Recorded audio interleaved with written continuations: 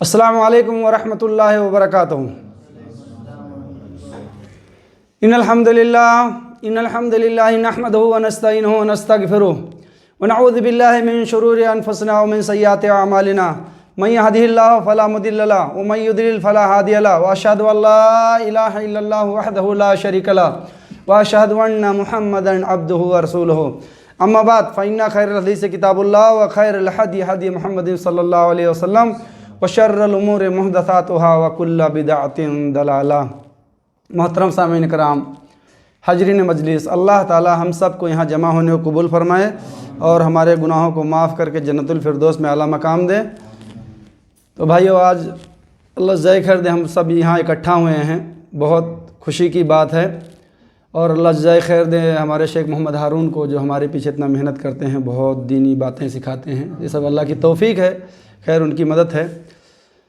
तो आज का भाइयों जो मैं उन्वान आप लोगों के सामने लेके हाजिर हुआ हूँ, इल्मुल गैब के मुतालिक, यानी मुसलमानों का दो गिरोह है इस मामले में।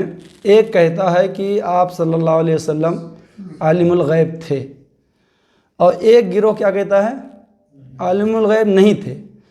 तो आइए देखेंगे दलील, जो कहते हैं थे और जो कहते हैं नहीं थे। तो मेन दलील तो है कि जो कहते हैं नहीं हैं, उनकी दलील मैं लेके हाजिर हुआ हूँ, और उससे आप लोग समझ सकते हैं कि थे या नहीं थे। और भाइयों, ये एक पॉइंट ऐसा है कि हमारा जो ईमान है, ये यानी कुरान की शुरुआत जो है, औज़ु बिल्लाहि मिनश शैतानिर रजीम बिस्मिल्लाहिर रहमानिर रहीम, अल्लज़ीना युमिनूना बिल गैब, ये जो है यानी जो ईमान लाए और गैब पर, ईमान वालों के साथ ये जो मामला है शुरू से जो होता है, अल्लज़ीना युमिनूना बिल गैब व युक़ीमूनस सलाता, और कायम करते हैं नमाज को। यानी ईमान लाने के बाद जो गैबी चीज़ों पर ईमान रखना है। तो हमारा ईमान क्या है, ईमान बिल गैब, यानी हम ईमान रखते हैं गैबी चीज़ों पे जो हमसे छुपी हुई है। और इल्मुल गैब उसको कहते हैं कि जिसको बता दिया जाए। तो इल्म यानी एक हुनर है। इल्म क्या है, एक हुनर है। तो यानी जिस चीज़ का मालूम हो जाए, गैब की चीज़ें, जो चीज़ बता दे अल्लाह, वो समझ लो इल्मुल गैब। यानी तो आप सल्लल्लाहु अलैहि वसल्लम को जो बता दिया जाता था, तो वो चीज़ उनके साथ ये लक़ब से पुकारी जाएगी कि इस चीज़ का उन्हें इल्मुल गैब था, लेकिन मुकम्मल नहीं था। और अल्लाह के साथ जो है वो हमेशा से है और हमेशा रहने वाला है, और अल्लाह के सामने कोई चीज़ गैब नहीं है। हम इस पॉइंट को समझ के आगे बढ़ेंगे इंशाअल्लाह। अल्लाह के लिए कोई चीज़ गैब नहीं है, कोई चीज़ छुपी नहीं है, उसके लिए सब कुछ हाजिर है। गैब तो हमारे लिए है ना, यानी इस दीवार के पास पीछे क्या है वो अल्लाह जानता है, न नबी न रसूल कोई नहीं जानता है, इल्ला कि जो है अल्लाह ताला बता दे। ठीक है, ये पॉइंट समझ गए ना। तो हमारा ईमान क्या है, ईमान बिल गैब, हम गैब पर ईमान रखते हैं। और रसूल सल्लल्लाहु अलैहि वसल्लम को जो बता दिया जाता था वो हो गया इल्मुल गैब। जो चीज़ यानी जो अल्लाह चाहता वो बता देता। और अल्लाह का इल्म है वो हमेशा से हमेशा रहेगा, उसके लिए कोई चीज़ गैब नहीं है, उसके लिए सब कुछ हाजिर है। चाहे दीवार के पीछे हो, चाहे समुंदर के अंदर हो, चाहे किसी आसमान पे हो, चाहे ज़मीन के नीचे हो, कहीं भी हो, ठीक है, उसके लिए सब कुछ हाजिर है। उसका इल्म हमेशा से है और हमेशा रहने वाला, उसको हर चीज़ का मालूम है, खुली हुई किताब है उसके सामने सब। और जैसा कि मिसाल के तौर पे गवर्नमेंट अगर 10 कानून पास की, उसमें से 2 की खबर अपने कार्यकर्ता को दे दे, तो वो उतना ही जानता है। मुकम्मल जानने वाला जो पास किया है, जो मेन है। लेकिन बाकी जो कार्यकर्ता हैं, मैनेजर, कर्मचारी वगैरह जो जितने भी हैं गवर्नमेंट डिपार्टमेंट में, उनको जितना बता दिया गया है उतना। तो आप कहेंगे कि मुकम्मल मालूमात इसको है, तो ये गलत है ना। यानी आप सल्लल्लाहु अलैहि वसल्लम को जो चीज़ बता देता अल्लाह ताला, गैब की बातें, बस उतना ही मालूम रहता। ये एक पॉइंट है, ठीक है। تو آئیے ہم شروع کریں گے حدیث سے. سب سے پہلی جو حدیث ہے یہ قرآن کی آیت سے، سب سے پہلے قرآن کی آیت سے شروع کریں گے انشاءاللہ. اللہ تعالیٰ یہ سورہ اعراف کے آیت نمبر 188 میں، یعنی ڈائریکٹ قرآن کی زیادہ دلیل ہے بھائیو آج انشاءاللہ.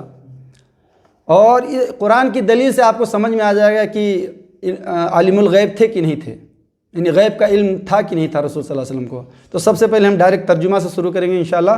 سورہ اعراف آیت نمبر 188. اللہ تعالیٰ کہہ رہا ہے محمد صلی اللہ علیہ وسلم کو خطاب کرتے ہوئے، کہہ دیجئے میں اپنی جان کے لیے نفع اور نقصان کا اختیار نہیں رکھتا. یہ ڈائریکٹ ترجمہ ہے بھائیو، کیا ہے؟ ڈائریکٹ ترجمہ ہے. اس میں کئی باطل عقیدوں کا رد بھی ہے، یعنی جو غلط عقیدے رکھتے ہیں ان کے لیے رد بھی ہے اس میں، اس قرآن کی اس آیت میں. کہہ دیجئے میں اپنی جان کے لیے نفع اور نقصان کا اختیار نہیں رکھتا، یعنی میں اپنے جان کا نفع اور نقصان کا اختیار نہیں رکھتا. اور یہاں بزرگ تو بہت کچھ کر جاتے ہیں، ٹھیک ہے. مگر جو اللہ چاہے، مگر جو اللہ چاہے، اور اگر میں غیب جانتا، مین پوائنٹ اب، یعنی یہ ڈائریکٹ ترجمہ ہے، اس میں کوئی یہ نہیں ہے. اور اگر میں غیب جانتا ہوتا تو بہت سی بھلائیاں حاصل کر لیتا. اگر میں غیب جانتا ہوتا تو میں بہت سی بھلائیاں اکٹھا کر لیتا. یعنی مان لیجئے ہم کسی آدمی کو ادھار دے رہے ہیں، تو اگر ہمیں پتہ ہو کہ نہیں واپس دے گا تو دیں گے؟ نہیں دیں گے. ہم کوئی کام شروع کرنے جا رہے ہیں، ہمیں پتہ چلے گا، ہمیں معلوم ہو جائے گا کہ نقصان ہوگا تو کریں گے؟ نہیں کریں گے. ہمارے ساتھ، یعنی میرے ساتھ جو بیعت کیا ہے میرا کہنا ماننے کے لیے، اور مجھے پتہ ہے کہ اگر میرے ساتھ غلط سلوک کرے گا تو اس سے ہوشیار رہیں گے کہ نہیں رہیں گے؟ یعنی دیکھیں ڈائریکٹ ہے کہ میں غیب جانتا ہوتا تو بہت ساری بھلائیاں اپنے لیے اکٹھا کر لیتا. یعنی بیماری آنے والی ہے، اس سے پہلے میں اس کا انتظام کر لیتا، اور کون سی بیماری کی کون سا علاج ہے وہ بھی میں تیار کر لیتا ہے. یعنی کہیں سے کچھ نقصان نہیں ہوتا، نقصان نام کی چیز ہی نہیں ان کے سامنے ہوتی. کس کے؟ اگر میں غیب جانتا ہوتا تو بہت ساری، یہ اللہ تعالیٰ ڈائریکٹ کہہ رہا ہے اس میں کہ بہت ساری بھلائیاں میں اکٹھا کر لیتا ہے، یعنی رسول صلی اللہ علیہ وسلم کے لیے. تو آپ صلی اللہ علیہ وسلم، اس سے کیا پتہ چلتا ہے؟ یہ ڈائریکٹ ترجمہ جو بھی ہے 188 دیکھ لیں قرآن کی. اور جو کہتے ہیں کہ عالم الغیب تھے وہ پیچھا چھوڑ دیں. اور کوئی ایسی بات رسول اللہ صلی اللہ علیہ وسلم کی طرف کہنا تو سمجھ لو جہنم میں. یعنی جو آپ صلی اللہ علیہ وسلم نے نہ کہا ہو وہ ان کی طرف منسوب کرنا، وہ ان کے طرف بھیجنا کہ یہ آپ صلی اللہ علیہ وسلم نے کہا ہے اور اس طرح کیا ہے، تو اپنا ٹھکانہ جہنم میں بنا لے. حدیث کیا ہے؟ ان ابی ہریرہ رضی اللہ عنہ ان رسول اللہ صلی اللہ علیہ وسلم قال من کذب علی متعمدا فلیتبوا مقعدہ من النار. بخاری مسلم کی حدیث ہے بھائیو، کہ جو کوئی، یعنی رسول صلی اللہ علیہ وسلم کہہ رہے ہیں کہ جو کوئی میرے طرف ایسی بات کہے کہ جو میں نے نہیں کہی ہے، اس میں ضعیف حدیثیں بھی ہے، یا کوئی من گھڑت باتیں ہیں، یا جس کا ثبوت نہیں ہے قرآن اور حدیث میں، تو وہ اپنا ٹھکانہ کہاں بنا لے؟ جہنم میں بنا لے. مقعد عربی تو جانتے ہیں آپ لوگ تھوڑا بہت، مقعد یعنی کرسی کو کہتے ہیں، وہ اپنا ٹھکانہ جہنم میں بنا لے اپنا. تو یہ حدیث کتنی بڑی کہہ رہی ہے کہ بس معلوم نہیں ہے، اور یہ آپ صلی اللہ علیہ وسلم نے یہ کہا، اللہ نے یہ فرمایا. تو بہت ساری بھلائیاں حاصل کر لیتا اور مجھے کوئی تکلیف نہ پہنچتی، یعنی کسی قسم کی تکلیف نہ پہنچتی. میں تو ڈرانے والا اور خوشخبری سنانے والا ہوں ان لوگوں کو جو ایمان لاتے ہیں. یعنی میں تو ڈرانے والا ہوں اور خوشخبری سنانے والا ہوں جو اللہ کی طرف سے نازل کی گئی ہے ان لوگوں کو جو ایمان لاتے ہیں. اور جو نہیں لاتے ہیں وہ تو ویسے بھی کافر ہے نا، وہ تو ماننے کا نہیں ہے. جو مان لیتے ہیں ان کو اور مزید معلومات دیتے رہتے ہیں آپ صلی اللہ علیہ وسلم. تو بھائیو جس کو دیکھنا ہے سورہ اعراف میں 188 میں دیکھ لیں. آئیے آگے بڑھیں گے انشاءاللہ.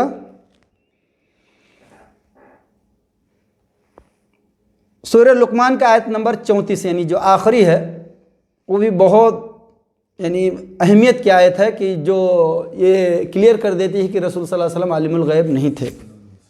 آخری آیت ہے سورہ لقمان کی، آیت نمبر 34۔ نمبر 1، بے شک قیامت کا علم اللہ ہی کے پاس ہے۔ قیامت کا علم اللہ ہی کے پاس ہے۔ جو عالم الغیب ہوتا ہے وہ تو سب جانتا ہے قیامت کب آئے گی، کون سے سن میں آئے گی، کتنی ہجری میں آئے گی، پورا کا پورا جانتا ہے۔ تو سب سے پہلا پوائنٹ کیا ہے؟ بے شک قیامت کا علم اللہ ہی کے پاس ہے۔ یہ ڈائریکٹ قرآن ہے بھائی، آپ جو سن رہے ہیں۔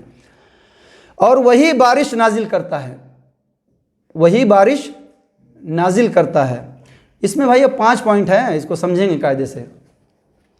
جیسے بارش جو ہے نا نازل ہوتی ہے، وہ صرف اللہ کے پاس علم ہے۔ یہ جو آج کل سائنٹسٹ یعنی جو ہمیں ٹیکنالوجی کے ذریعے معلوم پڑتا ہے، یہ ہواؤں کا رخ دیکھ کر، یعنی موسم وبھاگ جو ہوتی ہے ہواؤں کا رخ دیکھ کر کہ کتنے دیر میں کتنی اسپیڈ میں چل رہی ہے، کب بارش ہوگی، کہاں پہ، اس کے بعد بھی وہ ادھر ادھر ہو جاتی ہے، یعنی پرفیکٹ نہیں رہتا ہے۔ تو یہ ہم اندازہ، یعنی وہ عالم الغیب ہوتا ہے یا جانتا ہے کہ جو کہے کہ آج کے 50 سال بعد، سن 1900 کتنا چل رہا ہے، 2020 چل رہا ہے نا، 2050 میں فلاں دن فلاں ٹائم میں بارش ہوگی، جو یہ جانتا ہو وہ ہے عالم الغیب۔ یہ صرف اللہ جانتا ہے۔ 2020 کے بعد ابھی باقی ہے، تو 2050 میں کون سے دن کب کہاں کتنی بارش ہونا ہے وہ اللہ جانتا ہے، یعنی اللہ ہی نازل کرتا ہے بارش کو۔ دوسرا پوائنٹ ہے یہ۔ اور تیسرا پوائنٹ اس میں جو ہے اس آیت میں، وہی جانتا ہے ماؤں کے پیٹوں میں کیا ہے، یعنی نیک بخت ہے کہ بدبخت ہے، یعنی نیک ہے کہ برا ہے، کون جانتا ہے؟ اللہ جانتا ہے۔ آئیے چوتھا پوائنٹ سنیں گے۔ اور کوئی شخص نہیں جانتا کہ وہ کل کیا کام کرے گا۔ کوئی نہیں جانتا کہ کل وہ کیا کرے گا۔ اس میں تو نبی رسول سب ہے نا، کہ خالی ایک کو خطاب کیا جا رہا ہے، ایک کے لیے نہیں ہے، یہ سب کے لیے ہے۔ آپ صلی اللہ علیہ وسلم بنی آدم تھے، فرشتہ نہیں تھے، ان کے لیے کچھ چیزیں خاص ہیں، باقی سب ہمارے جیسے لاگو ہوتی ہیں۔ کچھ عبادات میں ان کے لیے فرض تھی، کچھ جیسے صدقہ نہیں کھاتے تھے، تو اس طرح ان کے لیے کچھ خاص ہے، باقی سب کچھ سسٹم ہمارے ہی، جو یہ پڑھ رہا ہوں آپ لوگوں کے سامنے قرآن ڈائریکٹ، یہ سب کے لیے وہی ہے۔ یعنی کل آدمی کیا کرے گا وہ صرف اللہ جانتا ہے۔ اور کوئی شخص نہیں جانتا کہ وہ کل کیا کام کرے گا۔ آئیے 5واں پوائنٹ اس میں سن لیں گے ہم۔ اور کوئی شخص نہیں جانتا کہ وہ کس زمین میں مرے گا، بے شک اللہ خوب جاننے والا اور خوب باخبر ہے۔ کوئی نہیں جانتا کہ کون آدمی کہاں مرے گا، ایکسیڈنٹ سے مرے گا، پانی میں ڈوب کے مرے گا، کہاں مرے گا کوئی نہیں جانتا۔ کون مچھلیوں کے پیٹ میں جائے گا، کون آگ سے جل کے مرے گا۔ اور جس کی جہاں موت ہے اللہ تعالیٰ وہ اس کے لیے اس طرح کا یعنی سسٹم مہیا کر دیتا ہے، کام نکال دیتا ہے کہ تم جاؤ فلاں جگہ پہ۔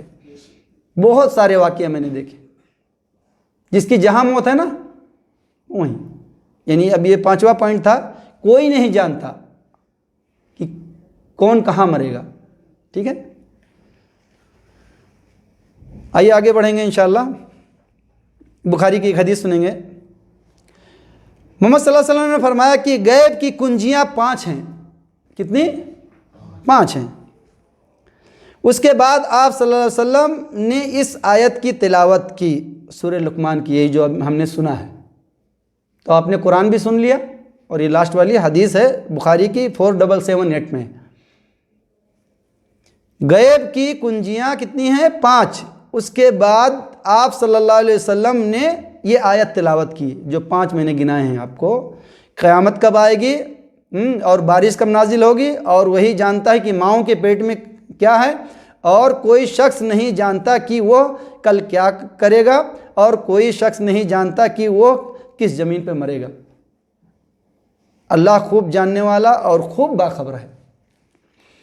آئیے ایک حدیث اور سنیں گے انشاءاللہ۔ یہ لمبی حدیث ہے لیکن اس میں مختصر میں لے کے آیا ہوں۔ بخاری کی حدیث ہے 4777، ٹھیک ہے، 47، اس کے بعد ہے 77۔ جبرائیل علیہ السلام نے پوچھا یا رسول اللہ صلی اللہ علیہ وسلم قیامت کب قائم ہوگی؟ کس نے پوچھا؟ جبرائیل علیہ السلام نے۔ یہ لمبی حدیث ہے، اس میں کئی پوائنٹ ہیں، تو اس میں یہی ایک میں پوائنٹ نکال کے لایا ہوں۔ جبرائیل علیہ السلام نے پوچھا یا رسول اللہ قیامت کب قائم ہوگی؟ نبی کریم صلی اللہ علیہ وسلم نے فرمایا کہ جس سے پوچھا جا رہا ہے خود وہ سائل سے زیادہ نہیں جانتا۔ آپ صلی اللہ علیہ وسلم نے کیا جواب دیا کہ جیسا مجھ سے پوچھا جا رہا ہے تو میں سائل سے زیادہ نہیں جانتا، یعنی نہ پوچھنے والے کو پتہ ہے اور نہ جس سے پوچھا جا رہا ہے اس کو پتہ ہے۔ قیامت کا علم صرف اللہ تعالیٰ کو ہے، کسی کو نہیں معلوم کہ کب آئے گی، کون سے سن میں آئے گی، کتنی گھڑی آئے گی۔ وہ حدیثوں میں ملتا ہے جمعے کی دن آئے گی، لیکن کون سا جمعہ ہوگا، کیا ہوگا، کچھ علامتیں ہیں، لیکن کب آئے گی، کون سے دن آئے گی، کون سی ہجری میں آئے گی، کچھ پتہ نہیں کسی کو۔ تو آپ صلی اللہ علیہ وسلم نے کیا جواب دیا؟ جانتے ہوتے، عالم الغیب ہوتے تو بتا دیتے نا بھائی۔ کچھ ایک فرقہ کہتا ہے کہ سب جانتے تھے، یعنی شروع سے آخر تک سب جانتے تھے۔ وہ ایک حدیث کا حوالہ دیتے ہیں تو اس میں آپ صلی اللہ علیہ وسلم ممبر پہ تھے، تو کہیں کہ جب تک میں ممبر پہ ہوں، بڑی حدیث ہے، بعد میں انشاءاللہ لاؤں کبھی، تب تک مجھ سے جو پوچھنا ہے پوچھتے رہو۔ قریب ایک دن تقریباً تھے، اسی کے ساتھ کئی نمازیں بھی پڑھے۔ بہرحال تو آپ صلی اللہ علیہ وسلم اگر جانتے تو جبرائیل علیہ السلام کو ترنت کہہ دیتے کہ قیامت فلاں دن کو آئے گی، فلاں ہجری میں آئے گی۔ آئیے آگے بڑھیں گے انشاءاللہ، اور اس حدیث کو ہم لوگ دھیان سے سنیں گے۔ دو حدیثوں کا حوالہ ہے، اس میں ایک حدیث لمبی ہے، اور یہ جو اس سے ہمیں کئی واقعات معلوم پڑیں گے۔ اکثر مسلمان جو دینی کتابیں پڑھتا ہے وہ 80% مسلمانوں، 90% مسلمانوں کو یہ پتہ ہے کہ عائشہ رضی اللہ عنہا پہ یعنی غلط الزام لگا تھا، تہمت لگی تھی مدینے میں۔ یعنی سب نہیں جانتے ہیں، لیکن اکثر مسلمان جانتا ہے، جو تقریریں سنتا ہے، جو کتابیں پڑھتا ہے، ٹھیک ہے، مطلب غلط الزام لگا تھا۔ تو اس کی حدیث ہم سنیں گے انشاءاللہ۔ عائشہ رضی اللہ عنہ کی بات کے سلسلے میں جب تہمت لگانے والوں نے ان پر تہمت لگائی تھی، یہ حدیث آپ کو ملے گی بخاری میں 7545 میں، یہ مختصر ملے گی، اور جو تقریباً زیادہ سے زیادہ ڈیٹیل ملے گا، کئی حدیثوں میں یہ ملے گی آپ کو، لیکن زیادہ جو ڈیٹیل لمبی حدیث ملے گی بخاری میں 4750 میں، ٹھیک ہے۔ تو اس میں آپ پورا کلیئر دیکھ سکتے ہیں۔ تو راوی جب سوال کرتے ہیں عائشہ رضی اللہ عنہا سے تو وہ پورا واقعہ جو بتاتی ہیں کہ کیا ہوا تھا تمہارے ساتھ، تو عائشہ رضی اللہ عنہ کہتی ہیں کہ جب رسول اللہ صلی اللہ علیہ وسلم کہیں غزوے کا سفر کرتے تو اپنی بیویوں میں قرعہ اندازی کرتے۔ کیا کرتے؟ قرعہ اندازی کرتے۔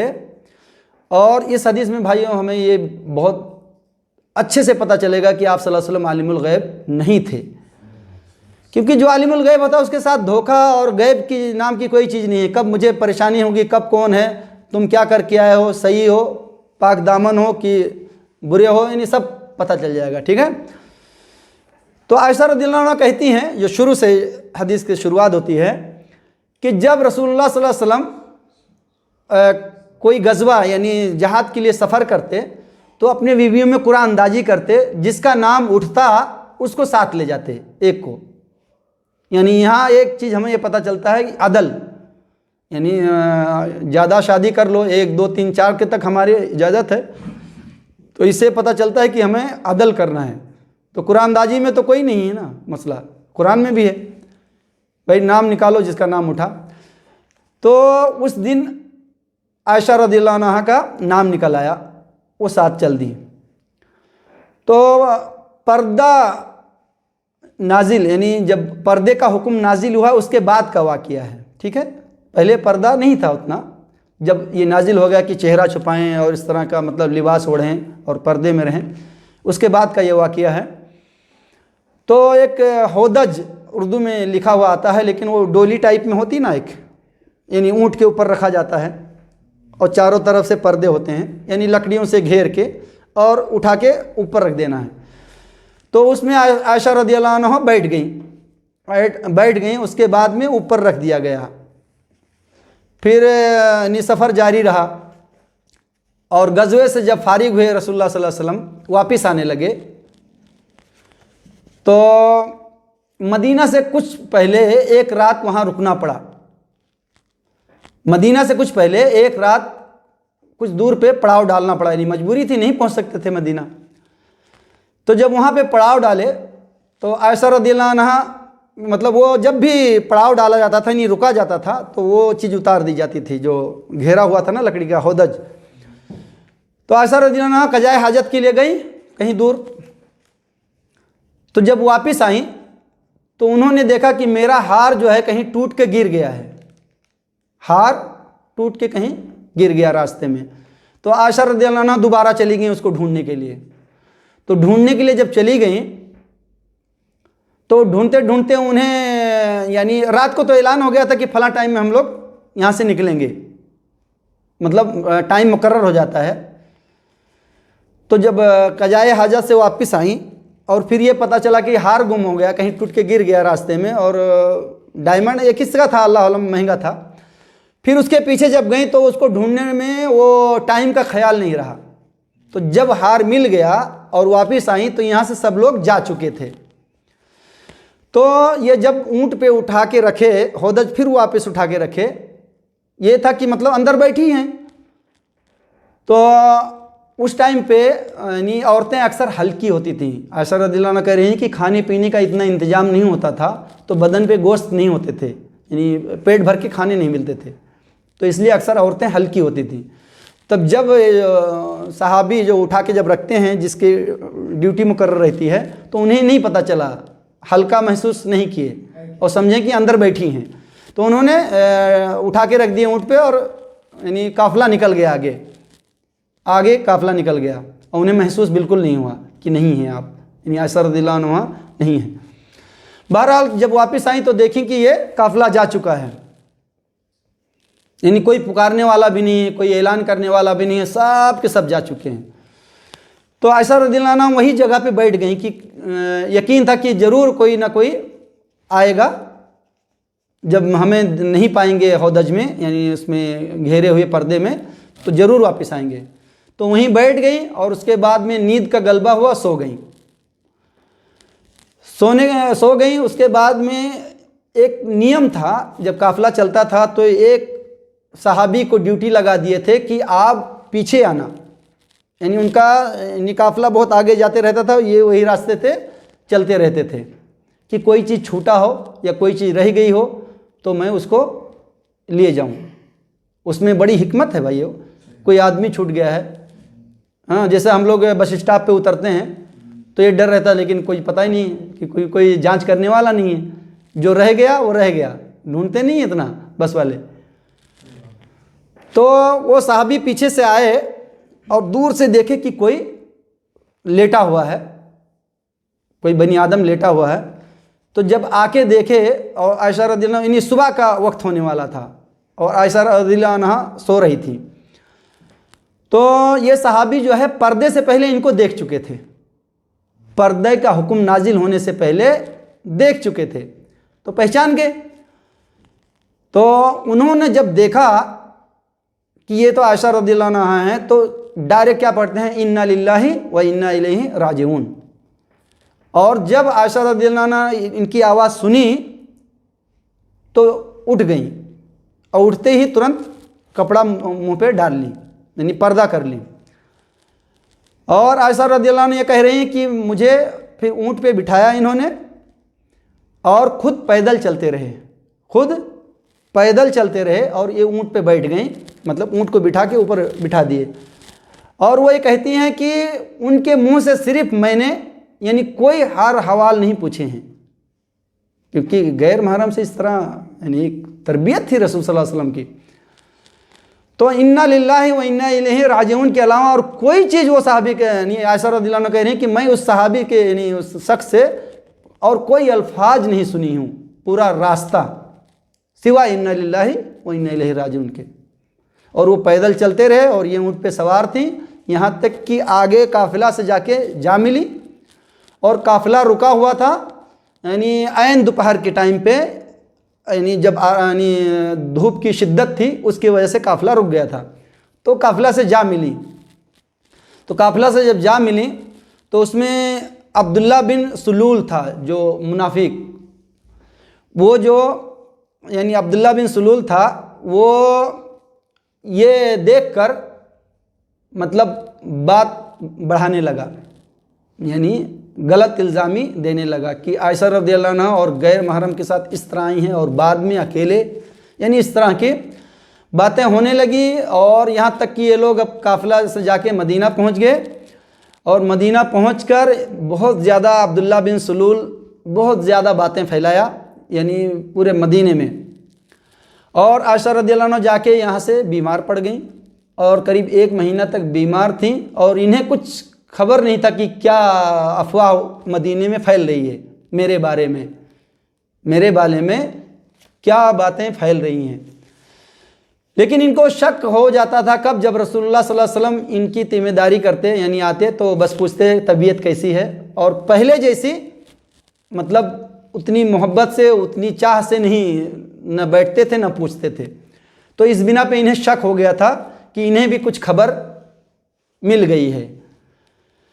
بہرحال اس طرح چلتا رہا معاملہ، اور عائشہ رضی اللہ عنہ یعنی لگاتار 2 رات 2 دن تک روتی رہیں، اور اس کے بعد میں جب بیماری سے کچھ آرام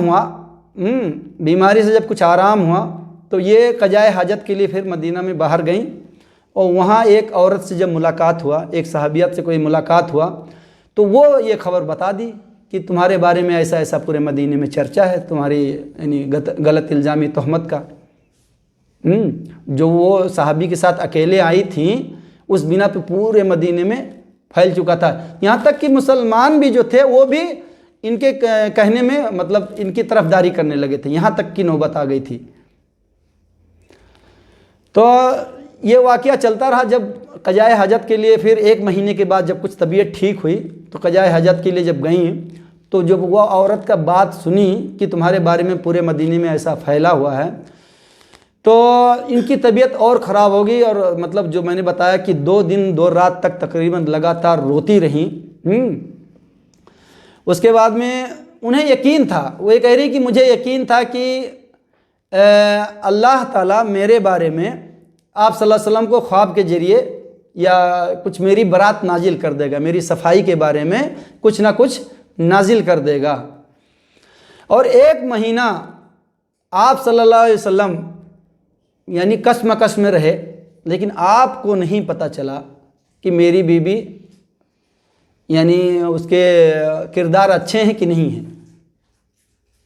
بھائی جو یہ کہتے ہیں کہ عالم الغیب تھے، ان سے یہ سوال ہے کہ 1 مہینہ جو نبیوں کے سردار آخری نبی صلی اللہ علیہ وسلم یعنی پریشان 1 مہینہ رہے، ان کو نہیں پتہ چلے کہ میری بیوی ٹھیک ہے کہ نہیں، اس کے اوپر جو الزامات لگے ہیں اس سے بری ہے کہ نہیں، یہ کیسے ہو سکتا ہے؟ ہو سکتا ہے ایسا؟ ان کو پتہ چل جاتا، رسول صلی اللہ علیہ وسلم کو پتہ چل جاتا، اور 1 مہینہ کیوں پریشان رہے؟ کیونکہ اللہ نے بتایا ہی نہیں کچھ، وہی کے ذریعے کچھ نہیں بھیجا تب تک۔ بہرحال آپ صلی اللہ علیہ وسلم نے مشورے میں کچھ صحابہ اور صحابیات کو بلائے اور مشورہ طلب کی کہ آپ ہمارے بیوی کے بارے میں کیا کہتے ہیں، یعنی عائشہ رضی اللہ عنہ پہ کس طرح ان کو پاتے ہیں، اچھے اخلاق والا یا؟ تو یعنی تقریباً سبوں نے یہی جواب دیا کہ ان کے مطلب اخلاق اور ان کا یہ جو پرہیزگاری بہت اچھا ہے، ان کے بارے میں ہم کچھ گمان نہیں کرتے ہیں۔ لیکن کچھ صحابہ نے مشورہ بھی دیا کہ آپ کے لیے بہت ساری عورتیں ہیں، کچھ نے کہا کہ آپ صلی اللہ علیہ وسلم آپ کے نکاح میں کوئی غلط عورت آ ہی نہیں سکتی ہے۔ بہرحال مشورہ طلب کرتے رہے، اور کچھ ہی دیر ہوا، واقعہ بہت اور لمبا بھائیو، لیکن اس میں سے کچھ باتیں اگر رہ گئی تو آپ ترتیب سے پڑھ بھی سکتے ہیں۔ تو آپ صلی اللہ علیہ وسلم ابھی مشورہ جہاں کیے وہیں ابھی بیٹھے ہیں، ہاں، اور آپ صلی اللہ علیہ وسلم پر وہی نازل ہو گئی۔ اللہ تعالیٰ نے قرآن میں سورہ نور میں آپ صلی اللہ علیہ وسلم کے اوپر نازل کر دیا، سورہ نور آیت نمبر 11 میں، اور بھی آیتیں ہیں اس میں، شاید 10 آیتیں ہیں، لیکن سورہ نور میں آیت نمبر 11 میں اس کا خلاصہ ملتا ہے۔ تو آپ صلی اللہ علیہ وسلم پر جب وحی نازل ہونے لگی اور آپ صلی اللہ علیہ وسلم سب سے پہلے عائشہ رضی اللہ عنہ کو یعنی خوشخبری سنائی کہ آپ بری ہیں، اس تہمت سے آپ بری ہیں، تو ان کی ماں نے کہا کہ اے عائشہ اٹھ کر رسول اللہ صلی اللہ علیہ وسلم کا شکریہ ادا کر دو۔ یعنی آپ صلی اللہ علیہ وسلم پہ جب وحی نازل ہوئی اس کے بعد میں آپ صلی اللہ علیہ وسلم نے بتا دیا کہ اب آپ بری ہو، جتنے الزامات لگے ہیں سب غلط ہے، تو ان کی ماں نے کیا کہا کہ عائشہ اٹھو اور رسول صلی اللہ علیہ وسلم کا شکریہ ادا کرو۔ تو عائشہ رضی اللہ عنہ نے کہا کہ میں ہرگز ایسا نہیں کر سکتی، میں ہرگز ایسا نہیں کر سکتی، میں تو شکریہ اللہ کی کرتی ہوں کہ جس نے میرے بارے میں یہ برات نازل کر دی۔ اور عائشہ رضی اللہ عنہ کہتی ہیں کہ میرے یہ گمان میں نہیں تھا کہ میرے بارے میں قرآن میں نازل ہو جائے گا کہ جو قیامت تک پڑھا جائے گا۔ وہ کہہ رہی کہ میں اس لائق نہیں تھی اور میں نہ سوچتی تھی کہ لیکن یہ ضرور تھا کہ کچھ نہ کچھ رسول صلی اللہ علیہ وسلم کو میرے بارے میں، کہ جب وہ کچھ برا کام کی نہیں تھی تو انہیں یقین تھا نا، کچھ نہ کچھ خواب کے ذریعے اللہ تعالیٰ انہیں دکھا دے گا میرے صفائی میں، لیکن اللہ تعالیٰ نے ڈائریکٹ قرآن میں نازل کر دیا کہ جو قیامت تک اس کی تلاوت کی بنی آدم کرتے رہیں گے، یہ مقام، یہ مرتبہ۔ تو اس واقعہ سے بھائی ہمیں یہ معلوم پڑا کہ آپ صلی اللہ علیہ وسلم عالم الغیب نہیں تھے، اگر ہوتے تو پورا کا پورا 1 مہینہ پورے مدینے میں ڈھنڈورا پیٹ رہا ہے، ہاں، آپ صلی اللہ علیہ وسلم پریشان ہیں، تو جب تک اللہ تعالیٰ نہیں بتایا آپ کو نہیں پتہ تھا۔ یہ جو ابھی میں نے حدیث بڑی والی پڑھی ہے یہ بخاری میں 4750 میں دیکھ لیں، اور بھی اس میں بہت ساری باتیں ہیں، ترتیب سے آپ پڑھ لیں۔ آئیے ایک اور قرآن کی دلیل دیکھیں گے، سورہ آل عمران کی 179، ڈائریکٹ ترجمہ آپ کے سامنے پڑھتا ہوں۔ اور اللہ کا طریقہ نہیں کہ وہ تم پر غیب ظاہر کرے، لیکن اللہ اپنے رسولوں میں سے جسے چاہتا ہے غیب کی باتیں بتانے کے لیے چن لیتا ہے۔ ڈائریکٹ ترجمہ سن رہے ہیں آپ، اس میں کوئی شک شبہ نہیں ہے، یہ ایک دم کلیئر کر رہی ہے قرآن کی آیت۔ پھر سے ایک بار پڑھ دیتا ہوں۔ اور اللہ کا طریقہ یعنی اللہ کے شان کے خلاف ہے کہ وہ اپنے غیب کی یعنی کمپلیٹ معلومات کسی کو دے دے، اور اللہ کا طریقہ نہیں کہ وہ تم پر غیب ظاہر کرے، لیکن اللہ اپنے رسولوں میں سے جسے چاہتا ہے غیب کی باتیں بتانے کے لیے چن لیتا ہے۔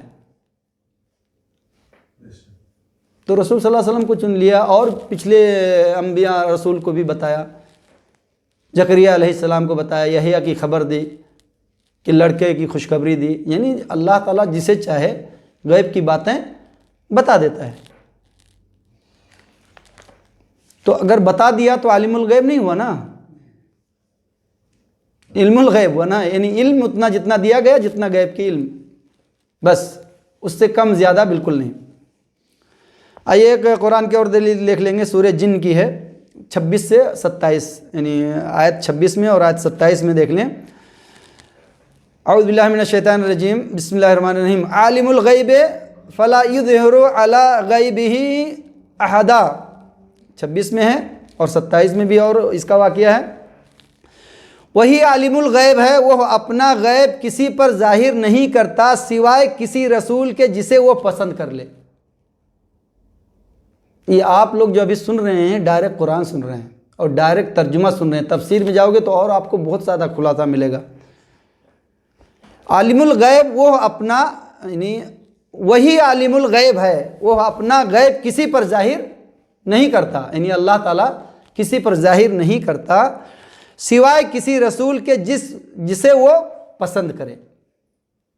یعنی حادثے کے مقابلے میں، یعنی کوئی جنگ کا معاملہ ہے یا کوئی ایسا معاملہ ہے تو اللہ تعالیٰ اپنے فرشتوں کے ذریعے، یعنی جبرائیل علیہ السلام کے ذریعے وہ غیب علم آپ صلی اللہ علیہ وسلم کو پتہ بے شمار، یعنی حدیث قرآن میں یعنی غیب کے متعلق، یعنی جو کہتے ہیں عالم الغیب رسول اللہ صلی اللہ علیہ وسلم تھے، ان کو رد کرنے کے لیے بے شمار واقعے ہیں۔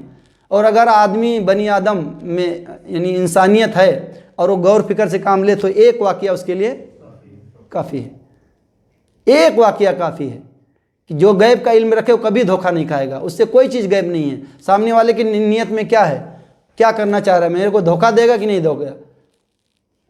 رسول صلی اللہ علیہ وسلم کو زہر کھلایا یہودی عورت نے، تو آپ کو اگر پتہ ہوتا تو نہیں کھاتے نا، صحابہ کھائے اور مر بھی گئے، شہید بھی ہو گئے اس میں، لیکن آپ صلی اللہ علیہ وسلم تھوڑا کھائے تھے لیکن آخری میں اثر کیا۔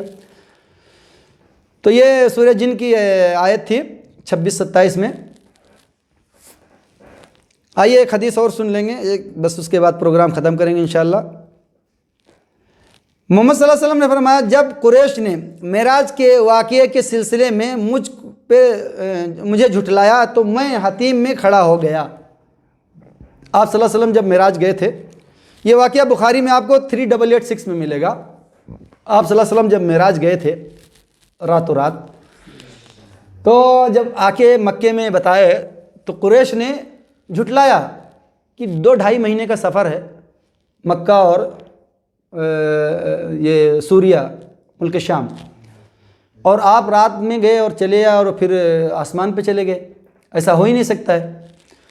تو رسول صلی اللہ علیہ وسلم حتیم پر کھڑے ہو گئے، یعنی کعبہ کے جو ایک دیوال ہے سائیڈ میں، حتیم کے پاس کھڑے ہو گئے۔ تو اللہ تعالیٰ نے پورا جو بیت المقدس ہے نا فلسطین میں، وہ پورا کا پورا جو ہے آپ صلی اللہ علیہ وسلم کے سامنے لا کے یعنی پورا اس کا نقشہ کھینچ دیا۔ کس نے؟ اللہ نے۔ بھائی عالم الغیب ہوتے تو بتا دیتے نا۔ قریش کیا پوچھ رہے تھے؟ تو مینار کتنے ہیں، تو سیڑھیاں کتنی ہیں، تو یہ ہے، تو کہاں پہ یہ ہے، یعنی طرح طرح کا سوالات کرتے تھے، ٹھیک ہے۔ تو آپ صلی اللہ علیہ وسلم اگر عالم الغیب ہوتے تو پورے بتا دیتے نا۔ ابھی آپ بلڈنگ چڑھتے ہیں نا، کتنی سیڑھیاں آپ کو پتہ ہے؟ نہیں پتہ ہے، جبکہ ڈیلی چڑھتے ہیں۔ جو عالم الغیب ہوتا ہو تو بتا دے گا۔ تو قریش جھٹلا رہے تھے اور پوچھ رہے تھے کہ چلو ٹھیک ہے، آپ رات سفر کیے ہو اور واپس آ گئے ہو اللہ کے حکم سے، تو بتائیں کہ مینار کہاں ہے، یہ کیسا ہے، اس کا حلیہ کیا ہے، اس کا رنگ کیا ہے۔ ہاں، تو اللہ تعالیٰ نے کیا کیا، پورا کا پورا ان کے سامنے، یعنی یہیں مکے میں تھے ہی اسی ٹائم پورا کا پورا نقشہ لا کے اللہ تعالیٰ نے کر دیا یہاں پہ۔ اور جیسا جیسا سوال کرتے تھے کفار مکہ، آپ صلی اللہ علیہ وسلم پورا بتاتے جاتے تھے دیکھ دیکھ کے کہ اتنی دور پہ یہ ہے، اتنی دور پہ یہ ہے، اتنی دور پہ یہ ہے، یہ وہ ہال ہے، یہ دروازہ ہے، یہ ایسا ہے، وہ ایسا، جتنے سوال کیے سب بتا دیے سب۔ ایک یا اور دیکھ لیں گے، اس کے بعد ختم کر دیں گے۔ اس واقعے سے بہت کلیئر پتہ چل جاتا ہے کہ آپ صلی اللہ علیہ وسلم عالم الغیب نہیں تھے۔ ابھی جو یہ بخاری کی آخری حدیث جو پڑھنے جا رہا ہوں آپ کے سامنے 7018 میں ہے۔ ایک صحابہ جو کہتے تھے کہ میری گواہی ہے کہ تمہیں اللہ تعالیٰ نے عزت بخشی، یعنی ایک شخص مر گیا تو کہنے لگے کہ یہ نیک، یعنی اللہ نے بخش دی تمہیں۔ تو آپ صلی اللہ علیہ وسلم جب تشریف لائے، وہیں پہنچے، جب یہ بات سنیں تو کہنے لگے کہ تمہیں کیسے پتہ کہ اللہ تعالیٰ نے اس میت کو بخش دی، یعنی یہ کامیاب ہو گیا۔ پھر آپ صلی اللہ علیہ وسلم نے کہا کہ میں اللہ کا رسول ہوں، اللہ کی قسم مجھے بھی نہیں پتا کہ میرے ساتھ کیا معاملہ ہونے والا ہے، میرے ساتھ کیا معاملہ ہونے والا ہے مجھے بھی نہیں پتا ہے۔ یعنی عالم الغیب ہوتے تو بتا دیتے نا۔ پھر وہ صحابیہ بعد میں خواب دیکھتی ہیں کہ میں نے بس وہ توبہ کر لی ترنت بعد میں، اس کے بعد کسی کے لیے، جیسا کوئی مر جائے، کہتے ہیں نا کہ ہمارے ادھر انڈیا پاکستان بنگلہ، یار یہ تو جنتی ہیں، منع ہے دین اسلام میں کسی کے بارے میں اس طرح کہنا، جنتی ہے کہ جہنمی ہے۔ جب نبی رسول نہیں جانتے سوائے اللہ کے علاوہ اور کوئی نہیں جانتا ہے۔ تو کوئی بھی مر جائے آپ یہ نہ کہیں کہ یہ جنت میں گیا، یہ ایسا ہے۔ ہاں میں گمان کرتا ہوں کہ یہ پرہیزگاروں میں تھا، امید ہے کہ اللہ تعالیٰ اسے جنت الفردوس میں اعلیٰ مقام دے گا، یہ اچھے کام کرتا تھا۔ لیکن آپ حکم لگا دیں کہ جنت میں جہنم میں، یا اللہ نے اسے بخش دیا، یہ تو غیبی علم ہے، یہ نبی رسول کو بھی نہیں تھا۔ تو بعد میں وہ صحابیہ جو ہے وہ مطلب اس کے بعد پوری زندگی کسی کے بارے میں یہ حکم نہیں لگائے ہیں، اور بعد میں خواب دیکھیں کہ جس شخص کے لیے انہوں نے یہ کہا تھا کہ اسے اللہ نے بخش دیا، پھر اسی کے بارے میں خواب دیکھیں کہ ان کے لیے جنت الفردوس میں ایک چشمہ جاری ہے۔ تو آپ صلی اللہ علیہ وسلم سے وہ خواب کا جب ذکر کی تو کہنے لگی ہاں یہ ٹھیک ہے، یہ ان کے لیے یہ ہے، لیکن جو پہلے والی بات تھی نا وہ غلط تھی، کیونکہ خواب دیکھ کے آ کے رسول صلی اللہ علیہ وسلم سے بیان کرنا، اور صلی اللہ علیہ وسلم جو حکم لگا دیں وہ بھی اللہ کے حکم سے۔ اور سورہ نجم کی آیت ہے بھائیوں، ایک دم کلیئر کٹ، کوئی اس کے ترجمہ میں رد و بدل نہیں ہے، کہ آپ صلی اللہ علیہ وسلم جو بھی بات کہتے ہیں بغیر اللہ کے حکم سے کچھ نہیں کہتے، اپنی طرف سے کچھ نہیں کہتے۔ ڈائریکٹ سورہ نجم میں دوسری یا تیسری آیت ہے، یعنی جو کچھ کہتے ہیں محمد صلی اللہ علیہ وسلم پورے کا پورا اللہ کے حکم سے کہتے ہیں۔ ہاں کہتے ہیں تو اللہ کے حکم سے، نہ کہتے ہیں تو اللہ، یعنی دین اسلام کی جتنی باتیں ہیں ساری کی ساری۔ تو اس میں دیکھیے آپ صلی اللہ علیہ وسلم نے کیا کہا، اللہ کی قسم مجھے بھی نہیں پتا ہے کہ میرے ساتھ کیا معاملہ ہوگا۔ عالم الغیب ہوتے تو ایسا کہتے؟ بھائیو صرف اللہ ہے عالم الغیب، علم کا یعنی غیب کا علم رکھنے والا، جبکہ علم الغیب کا یہ آتا ہے مطلب اس میں، لیکن اللہ کے لیے کوئی غیب نہیں ہے، اللہ کے لیے پوری کی پوری کھلی کتاب ہے۔ غیب ہمارے لیے ہے، یا نبی رسول کو جو بتا دیا جائے وہ علم غیب ہے، یعنی علم انہیں مل گیا غیب کا، اتنا جتنا بتا دیا اللہ نے، اور ہمیں غیب پر ایمان رکھنا ہے۔ تو ہمارا کیا ہے؟ ایمان بالغیب، ٹھیک ہے۔ تو یہ تھا علم الغیب کے متعلق بھائیو جو مختصر باتیں۔ تو آپ لوگوں نے ابھی کیا سمجھا کہ مطلب جو عالم الغیب کہتے ہیں جو فرقہ، یعنی رسول صلی اللہ علیہ وسلم تھے، وہ صحیح ہیں؟ یہ ڈائریکٹ بہترین سب بخاری اور اس کی مسلم کی حدیث اور قرآن کی پوری دلیلیں میں آپ لوگوں کے سامنے پیش کیا ہوں۔ وہ کیا کرتے ہیں؟ توڑ مڑوڑ کے باتوں کو اور پیش کرتے ہیں، ٹھیک ہے نا۔ سورہ آل عمران کی آیت ہے بھائیو کہ محکم آیت جو ہے اللہ کی طرف سے ہے، اور متشابہات، اللہ تعالیٰ نے دو طرح کی آیتیں نازل کی ہیں، ٹھیک ہے، محکم اور متشابہات۔ پھر اللہ تعالیٰ نے ڈائریکٹ قرآن میں کہہ دیا ہے اسی آیت کے نیچے کہ جس کے دلوں میں کنج ہوتا ہے وہ متشابہات یعنی شک شبہ والی آیت پکڑ لیتے ہیں، اور جو ایمان والے ہیں مومن ہیں وہ محکم آیت، محکم یعنی کھلی، جو جس کا معنی رد و بدل نہ ہو، جو کلیئر کٹ ہو، کہ جیسا رمضان پورے سال میں ایک آتا ہے تو کلیئر کٹ ہے نا، کوئی کہے کہ دو آتا ہے تو شک شبہ ہے نا، کوئی اگر کچھ لے کے آئے کہ نہیں دو ہے اور یہ ایسا پیش کرے تو ایسا نہیں۔ تو اللہ تعالیٰ کہہ رہا ہے کہ اصل کتاب جو ہے وہ محکم ہے، اور متشابہات بھی میری طرف سے ہے اور میرے کو پورا علم ہے، لیکن جو جس کے دلوں میں ٹیڑھا پن ہوتا ہے متشابہات کو یعنی شک شبہ والی آیت کو محکم یعنی کلیئر والے کے سامنے ٹکراتے ہیں۔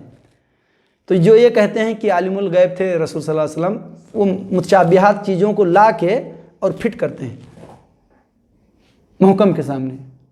قرآن میں اللہ نے بتا دیا، سب اپنا اپنا جائزہ لے لو، ضعیف چیزوں کے پیچھے، شک شبہ والے کے پیچھے نہیں پڑنا، اور وہی پڑھتے ہیں جس کے دلوں میں ٹیڑھا پن ہوتا ہے۔ سورہ آل عمران کی آیت 7، 8، 9 میں دیکھ لیں۔ تو اللہ جزائے خیر دے آپ لوگوں کو، اللہ تعالیٰ ہمیں کہنے سننے سے زیادہ عمل کی توفیق عطا فرمائے۔ اور بھائیو اس جو دلیل قرآن اور حدیث کی اگر کوئی اونچ نیچ کچھ کمی بیشی ہے تو اللہ تعالیٰ معاف کرنے والا ہے، اور کسی کو اگر اس سے اچھی دلیل مل جائے تو اپنا عمل کر لے اور میری بھی اصلاح کر دے۔ بارک اللہ فیکم، جزاکم اللہ خیر، وصلی اللہ وسلم علی نبینا محمد، سبحانک اللہم و بحمدک، اشہد ان لا الہ الا انت، استغفرک و اتوب الیک۔